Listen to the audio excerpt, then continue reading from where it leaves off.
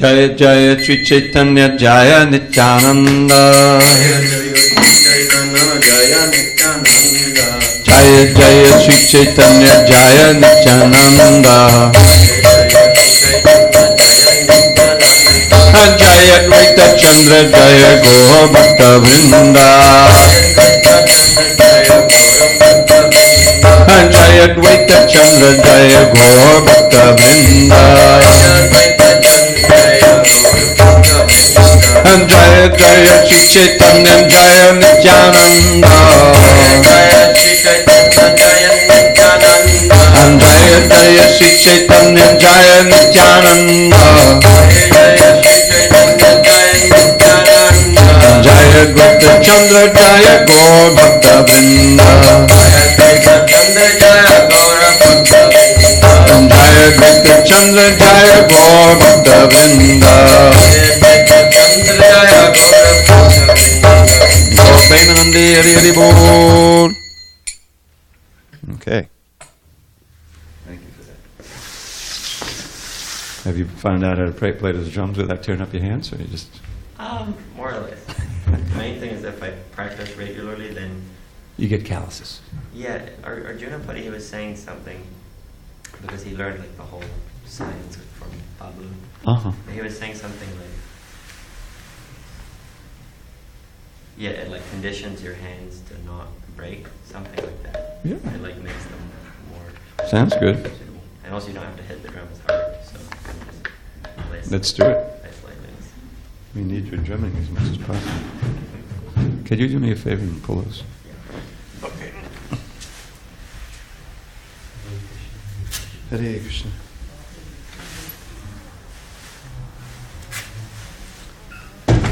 Okay. So this morning we won't use the questions and comments microphone. Because we have the ceiling mic on.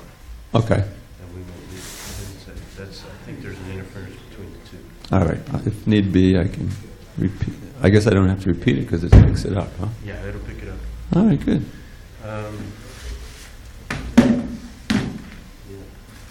Okay.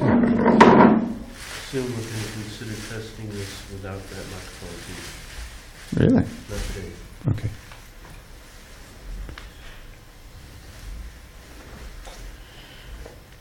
Okay.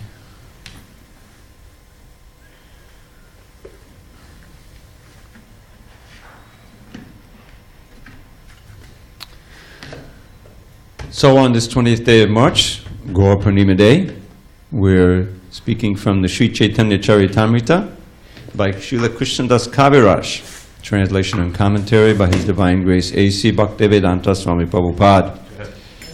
And we're going to be reading from Adi Lila chapter 3. Adi Lila chapter 3. Well, no, it's the same verse. Adi Lila chapter 3, text 4, and we'll read some subsequent verses and we'll read a purport. This is all about the reasons for Lord Chaitanya's advent. External reasons. Anapita charim charat karunaya vatirna kalao samapihitamunnato dvaradasam sabhakti shriyam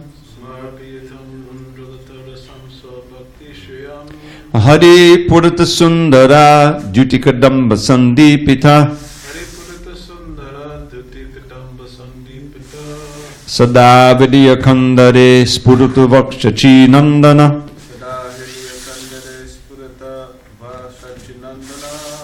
Yeah, it's not Sachi Nandana.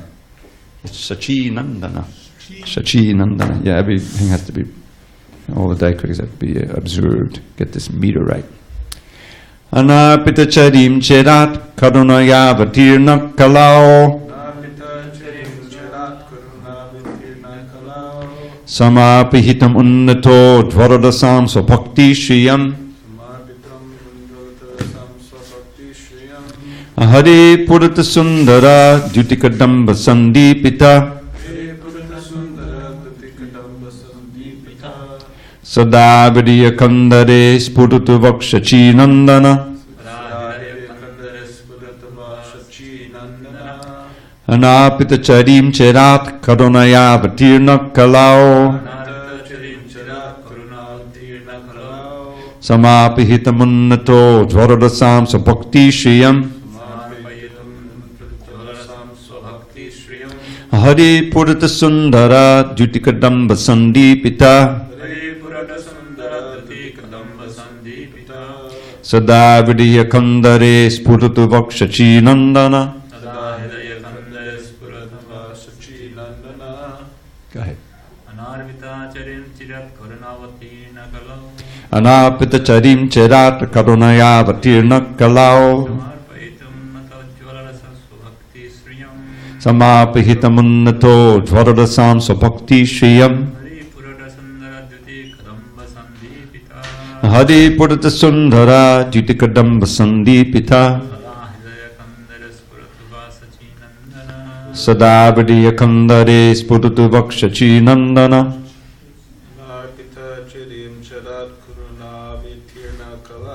Anapita charim cherat karunaya vatirna kalau.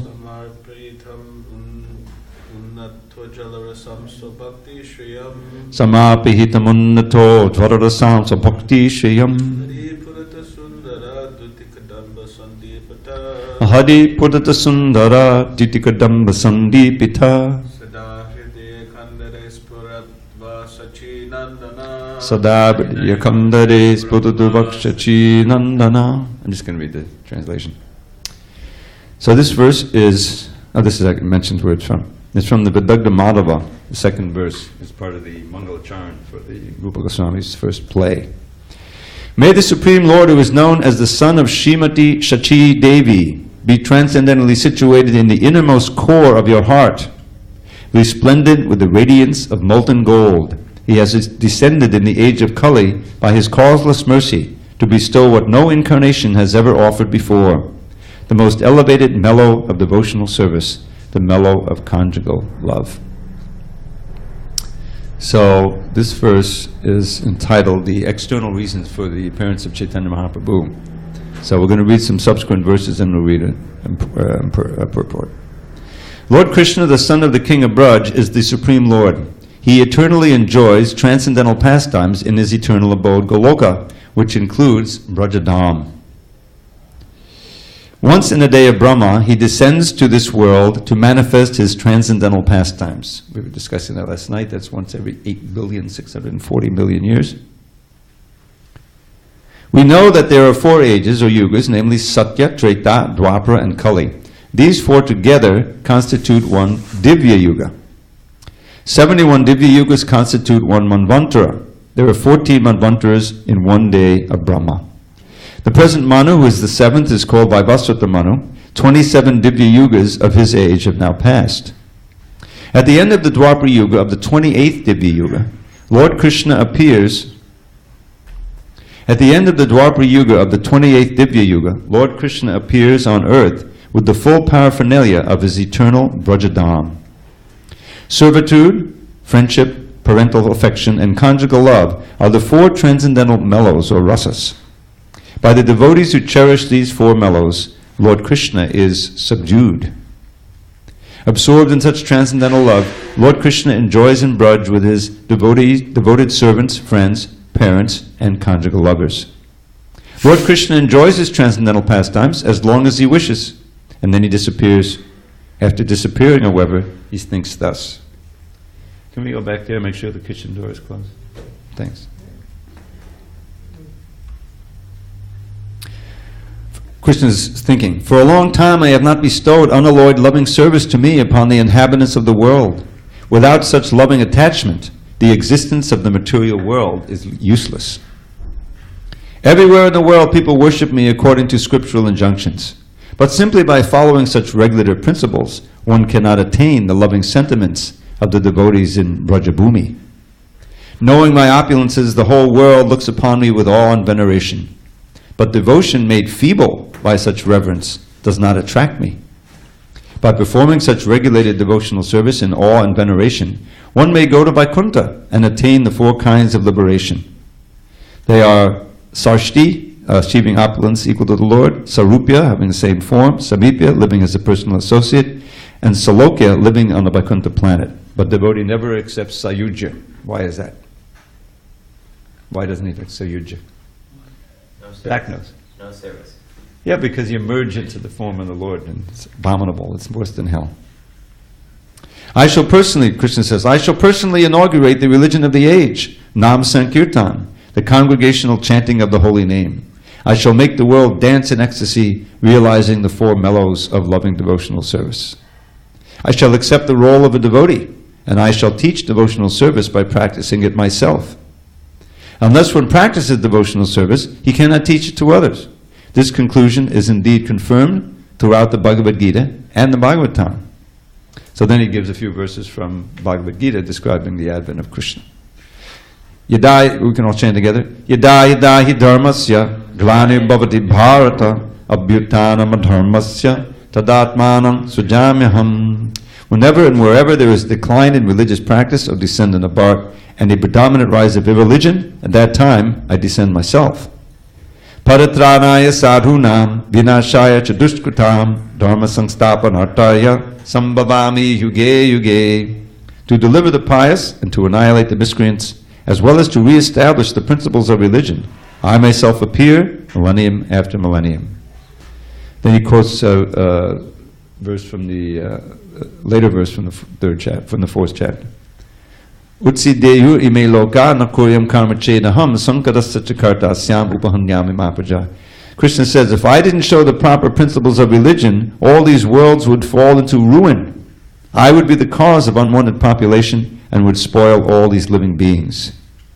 And then, all together, yadyadachadati shreshtas tattareve tarojanaha sayapamanam kurute lokastaranavatate. Whatever actions a great man performs, common people follow. And whatever standards he sets by exemplary acts, all the world pursues. So Krishna is continuing now. So he's quoting himself in the Gita, now he continues thinking. My plenary portions can establish the principles of religion for the age. No one but me, however, can bestow the kind of loving service performed by the residents of Braja. And then there's a quote from Bilvamangal Thakur here. There may be many all-auspicious incarnations of the personality of Godhead, but who other than Lord Krishna can bestow love of God upon the surrendered souls?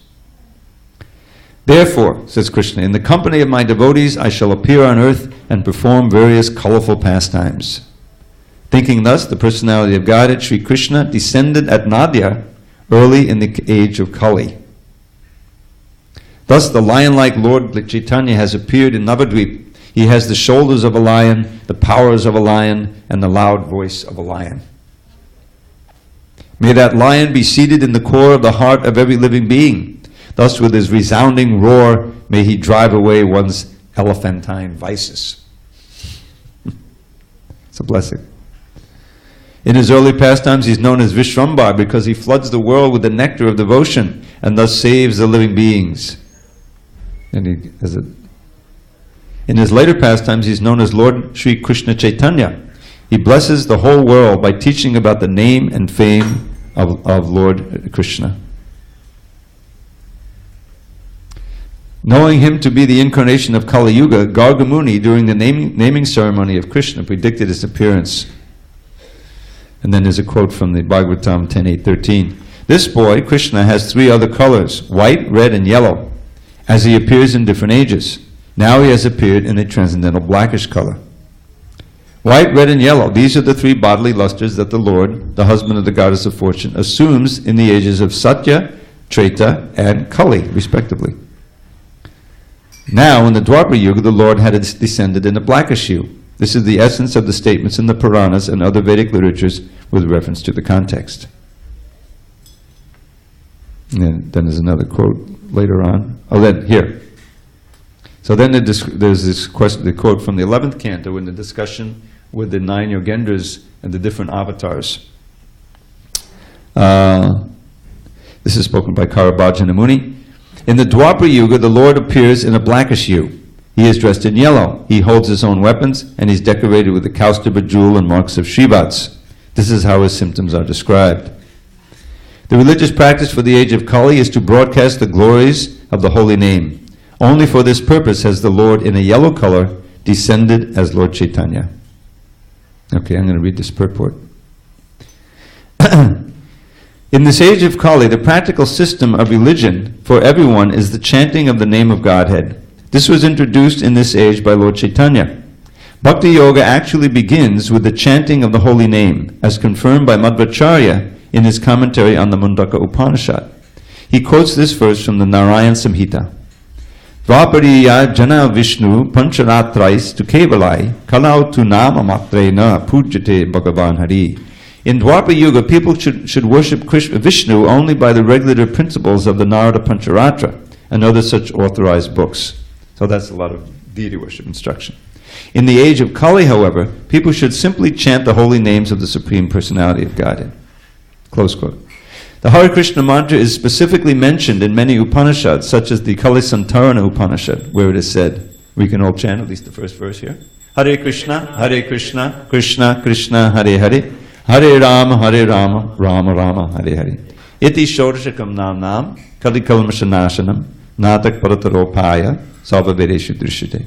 After searching through all the Vedic literature, one can't find a method of religion more sublime for this age than the chanting of Hare Krishna. Okay. I think he goes on, he describes Lord Chaitanya, and then he quotes the famous verse. Altogether, Krishna Varnam Tisha Krishnam Sangopangasta Parshadam Yagyai Sankirtana Praya Yajantihi Sumer Saha. In the age of Kali, intelligent persons perform congregational chanting to worship the incarnation of Godhead, who constantly sings the name of Krishna. Although his complexion is not blackish, he is Krishna himself. He is accompanied by his associates, his servants, his weapons, and his confidential associates. Okay. So this is a long purport, actually. I don't need to read the whole thing here. Om Jnana Tivarandasya Jnanandana Shalakaya Chakshu Unmidatam Mena Tasmai Shri Gurave Namaha. I was born in the darkness of ignorance, but my spiritual master Srila Prabhupada opened my eyes with the torchlight of knowledge. I offer my humble obeisance unto him and all members of Sri Parampara. So, this is a wonderful explanation of these external reasons, the external reason for Lord Chaitanya coming, which means his desire to spread pure love of God, especially through the chanting of the holy name. This is explained in this part of the Adi Leela, that Lord Chaitanya had these external reasons and he had the internal reasons. The internal reasons emanated from his desire to experience himself, first of all, from the point of view of Srimati Radharani. In the next verse and the following verse in the Mangala Charan, after the one we read, describes that. It says, Radha Krishna Parniya Vikati Ladani Shakti Rasmad Ekatmana Vabibubi Parade Hebedam Katauta Chaitanyakam Pakadamadana Tadvayam Chaikimaptam Radha Bhava Titisapaditam Nami Krishna Sarupam. So it describes that Radha Krishna Praniya Bhakatiya. Srimati Radharani is a transformation of the pure love for Krishna, known as Ladani Shakti. Radha is Krishna Praniya Bhakatiya, Ladani Shakti. And she and Krishna are one in the sense, as the sun and the sunshine, the energy and the energetic. Ekatmanav. But when they appeared on earth, they divided into two. Ekaman api bhuvipada deha bedam. They had two forms, two bodies. Deha bedam tuta. Chaitanyakyam pakanamadana tadvayam chaikyamatam. But now those two have again joined in the form of Chaitanya Mahaprabhu, who is Radha Bhava Dutisabalitam, who has the emotion and the effulgence and the complexion of Srimati Radharani. Nomi Krishna Swarupam. But is constitutionally Krishna himself. And the next verse describes Krishna's own, quoting from Krishna, why he wants to appear as Srimati Radharani. Shri Radhaya Purnima Mahima Kidrisho Vanaya Vaswadyo Yena Buddhamadudima Kidrisho Vamadiya Saukyam Chasa Mononobabata Kidrisham Veti Lobat Tad bhavaja samajanishachi garbhasindo harindu. So he's quoting actually from Krishna what he's thinking. Shri Radhaya pranaya mahima kidrisho. I want to, with a great desire, to understand the glory of Srimati Radharani's love for himself. He couldn't understand it from his own point of view. He had to appear as she did. So understand the glory of Radharani's love for me, and to understand my amazing, unlimited, incredible qualities that she alone experiences through the lens of her love, if she will. Because of her uniquely intense and deep love for Krishna, she can understand his beauty and all of his qualities better and more than anyone else. So Shivara Pranaya Kidravane Swadyo Yena, to taste Yena Buddha Mandurima Kidrisho Vamadiya, my own wonderful qualities that she alone tastes by her love. And third, Saukyam Chase Monano Babata Kidrisam Beti Lobhat. So Krishna was very greedy to also taste the happiness, the bliss that she tastes from loving him and from experiencing his love for her. So with those three desires, he appeared from the womb of Srimati Shachi Devi, just as the moon once appeared from the ocean. Chaitanya Chandra, there's a whole book called Chaitanya Chandramrita. So that's the internal reason, but his external reason was to help us, to the Kali Yugites, to experience pure love of God, which he had to come in that mood, because only Srimati Radharani or Krishna in her mood could give this pure love of Krishna that's experienced in Braja, which is where it's located. So those are the two external, internal reasons. Now, I've just been reading and also discussing online this passage where, in the Madhya Lila, where Lord Chaitanya starts his South Indian tour, and he comes to this home of the Kurma Brahman, and that's where this Kurma Brahman, he was a nice householder Brahman, but he wanted to leave everything and go with Lord Chaitanya. Lord Chaitanya said, "No. You stay home, and Yara Dakitaya Krishna Upadesh, whomever you see, whomever you meet, you instruct them in devotional service, as Krishna has taught it in Bhagavad Gita, and we find in Bhagavatam.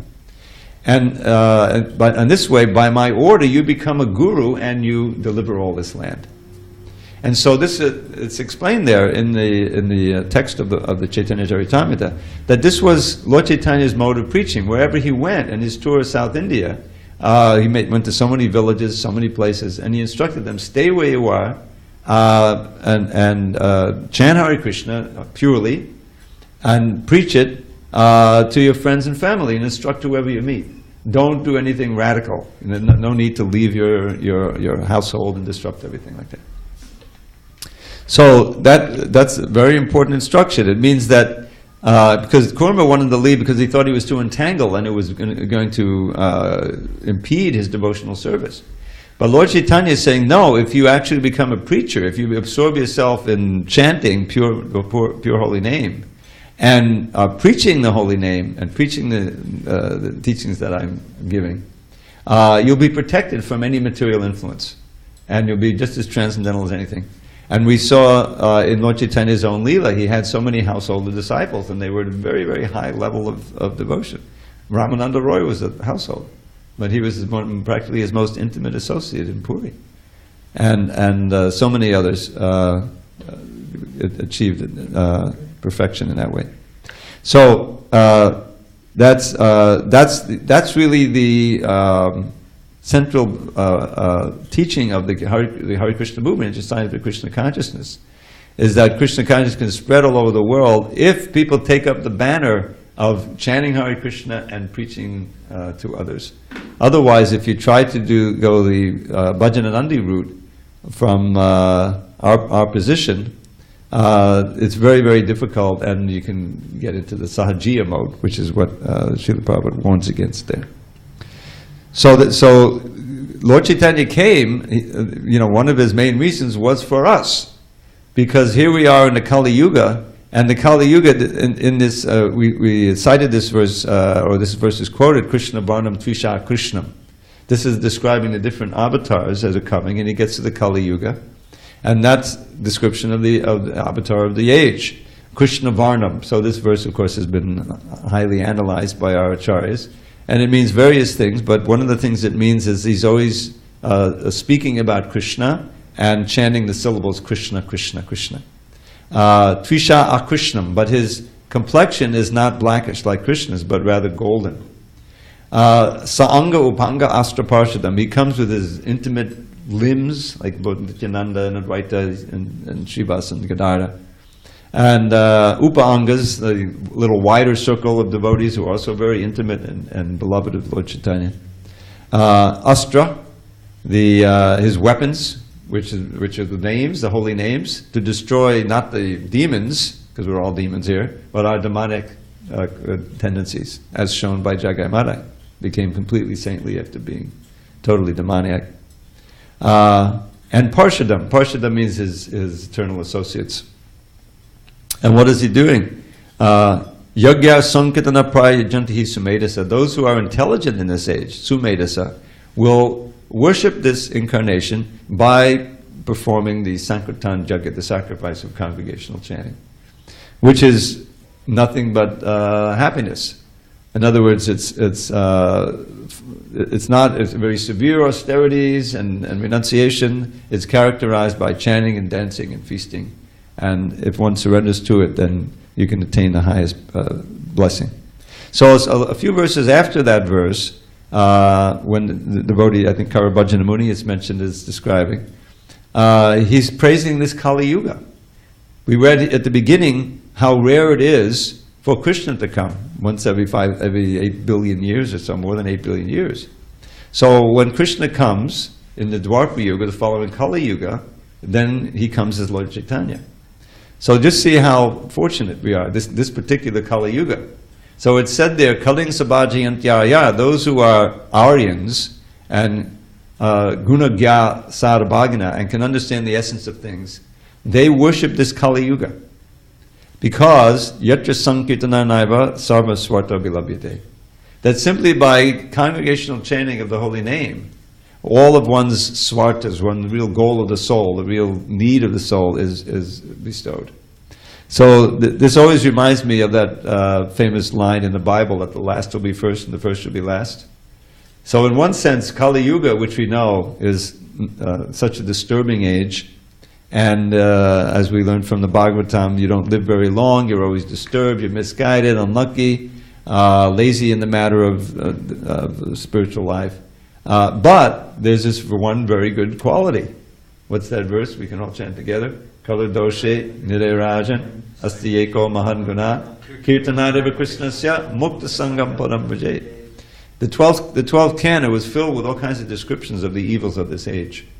There's many. There's a whole list there, and we can make our own list. You can just look outside the door. People don't live long, and they're always lying and engaging in the grossest kind of sense gratification. There's cruel. There's wars going on, pollution, everything. And how are you going to practice yoga in this age? So, but although it's an ocean of faults, this Kali Yuga, there's one very special, wonderful quality. That just by chanting the name of Hari, Krishna, Mukta Sangha, one becomes free from all of the contamination of the age, and Param Bhaje, one goes back to Godhead. So we should take advantage of this blessing. This is Lord Chaitanya's appearance day, and his pastimes. There's so many, we'll tell some tonight. One of my favorites is that the first breakout Sankirtan, when he went over to the Kazi.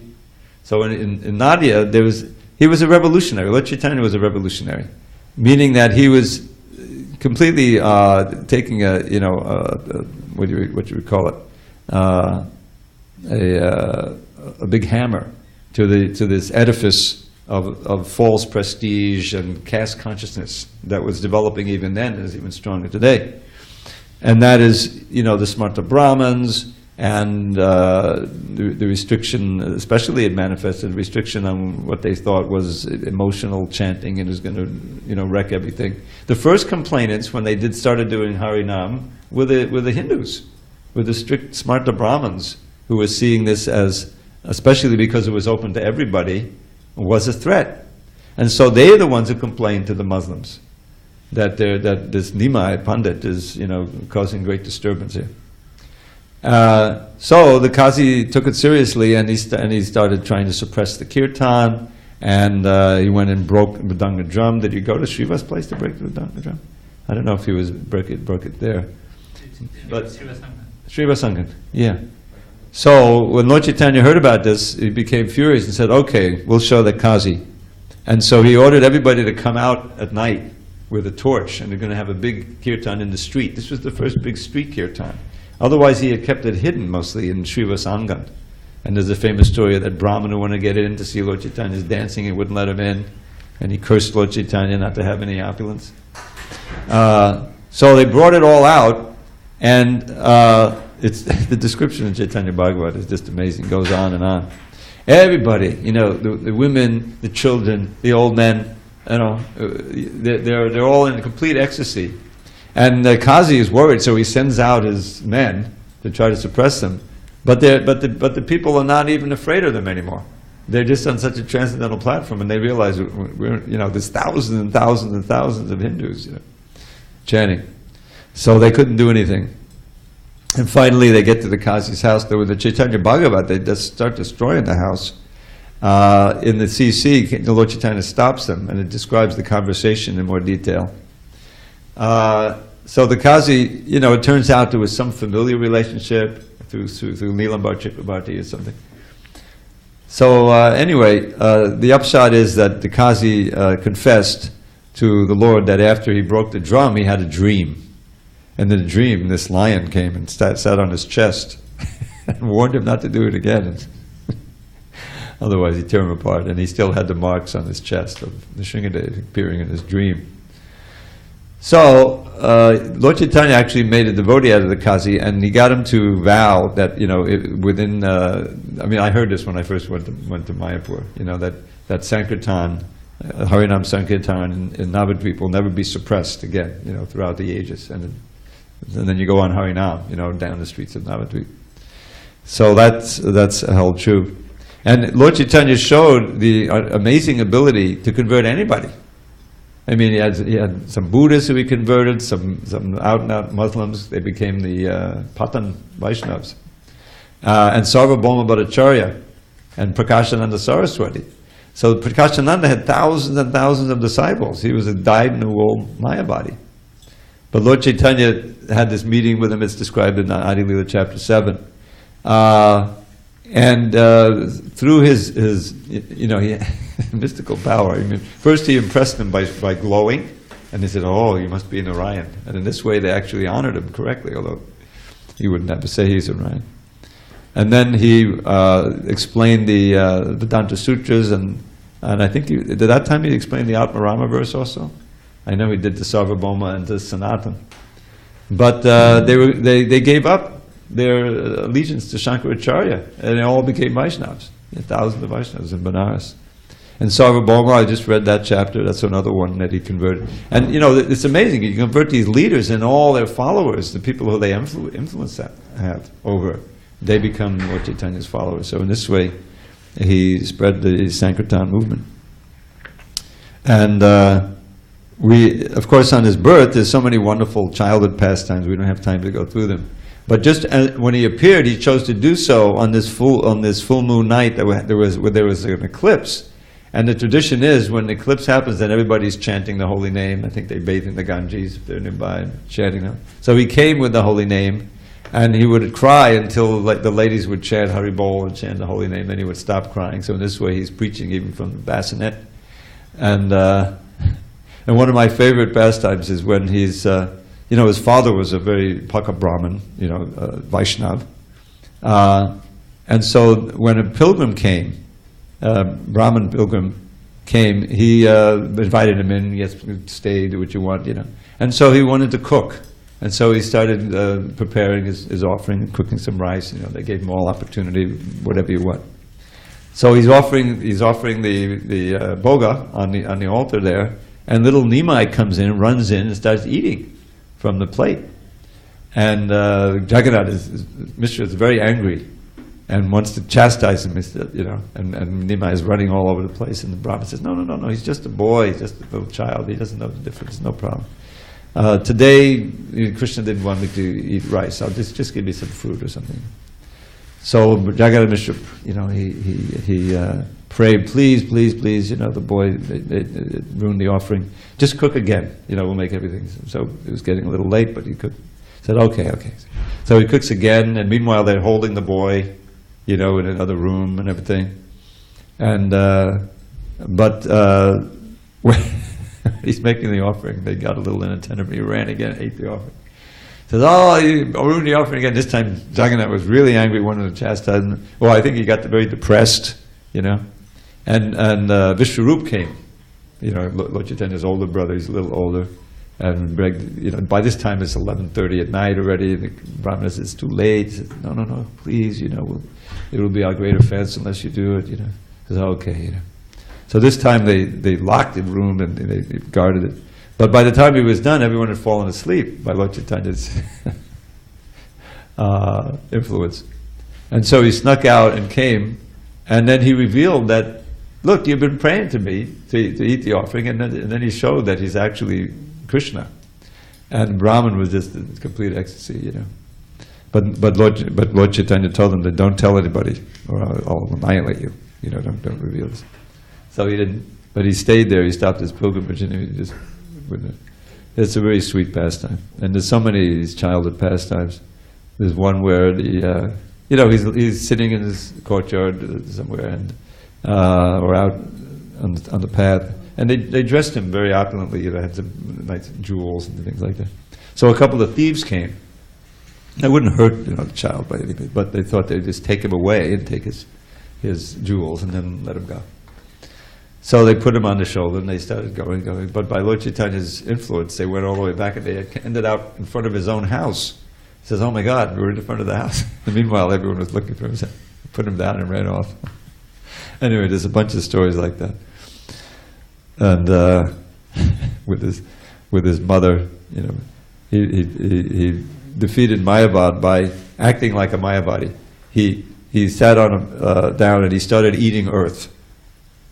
I said, what's the difference?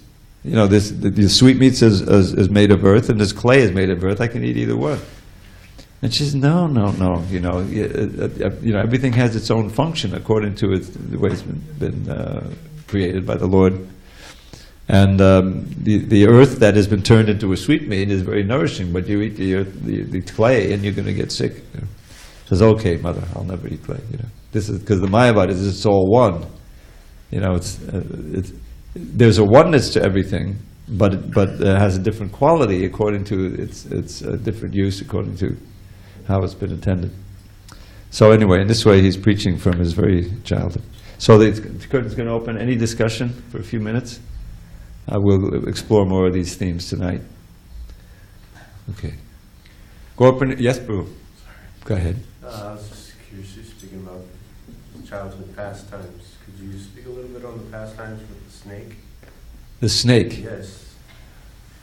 Oh, there was a snake, and then what did he do? He played with the snake, and then he lay down on the snake? Something like that. Yeah, I forget the detail, but it turns out it's like Ananta Shish. So everyone was freaking out, but he was unhurt. All right, we'll discuss more later. All glories to Srila Prabhupada, all glories to Sri Chaitanya Mahaprabhu ki jai.